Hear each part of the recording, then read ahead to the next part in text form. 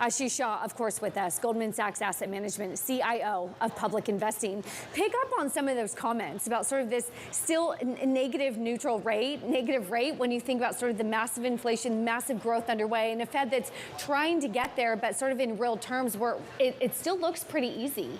Well, Taylor, I think the first thing you have to start off with here is that the market has done the Fed's job for it. Right? The market, you think about Q1, you've gotten to 5.5% mortgage rates. You are slowing the economy down, and that's really been all about the messaging coming from the Fed. What you heard today from Chair Powell was that they're gonna go quickly to neutral, but then they're gonna slow down, and they're gonna do that in a way that is orderly. So this was the pivot point. Normally when you get a Fed hiking cycle starting, you're on a path. That didn't happen last time because they hiked 25. They weren't quite ready. They didn't feel the market was ready for the 50s.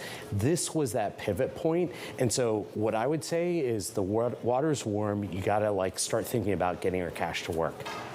And I was going to ask exactly that. I mean, when do you start redeploying into this market, and what does that look like? I mean, do you perhaps buy bonds here, or is equity still the place to be? So look, the easiest thing you could do, the easiest decision that every single advisor, end-to-end investor needs to be making right now is any money you have sitting in a bank account, a normal bank account, you have to take that out and look at the better options. Because guess what? By the end of the summer, you're going to be looking at almost a 2% short-term rate, and most banks aren't going to give you that.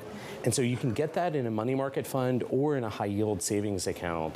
And so that's a really, really easy, low risk decision for you to make in your portfolio. I think then it comes down to this question around income, right? And when we talk to end investors, they always say, hey, where can I find income? I'm looking for income. It's really been the last 2 years that they get super excited about, the stock market and these tremendous outsized returns. Well, we've seen the other side of that. You have to go back to your strategic allocation. And part of that for a lot of investors is income.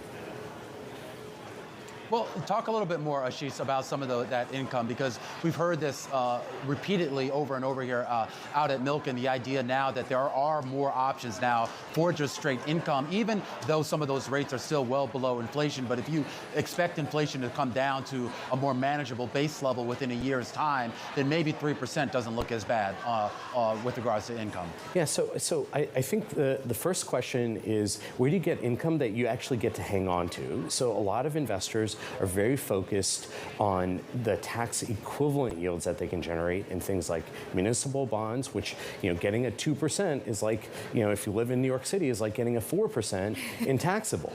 Also people are looking at preferreds, where your income is actually in the form of dividends that get a superior tax treatment, i.e. lower taxes, and you can generate up to 8% types of yields. And so there are a tremendous number of options that are available, but I think the biggest thing is that people are waiting for the turning point on yields. They're really afraid, and you don't have to go out very far. Take 2 years worth of duration, and you get almost all the hikes that are getting priced in.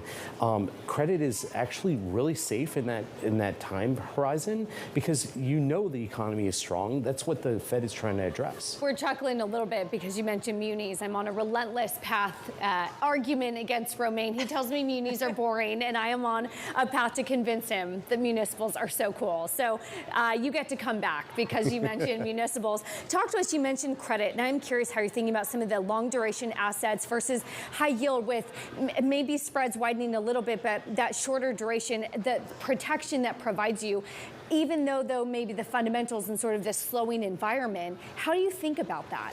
Look, the fundamentals are still really strong. I think that people forget that we just had this shock event 2 years ago where all the weak companies got washed out. They had to restructure. They got downgraded. And so when you look at, let's say, the high yield market, the bank loan market, you have higher quality indices, higher quality companies that have gotten used to kind of conserving cash in crisis types of environments. And so from my perspective, I see a lot of opportunity there to just generate yields. And when you look at the break evens, it's amazing. When a company is paying you interest every month, right? And then there's a maturity, you get to reinvest at higher yields. And so, the math isn't simple. It isn't, oh, rates go higher and I lose money. It's actually rates go higher, I get to invest at higher yields. And particularly at these level of yields, that means that you're going to generate really good returns. Still want to invest in equities, but for the long term, but that income component that has not been there for the last 2 years is back.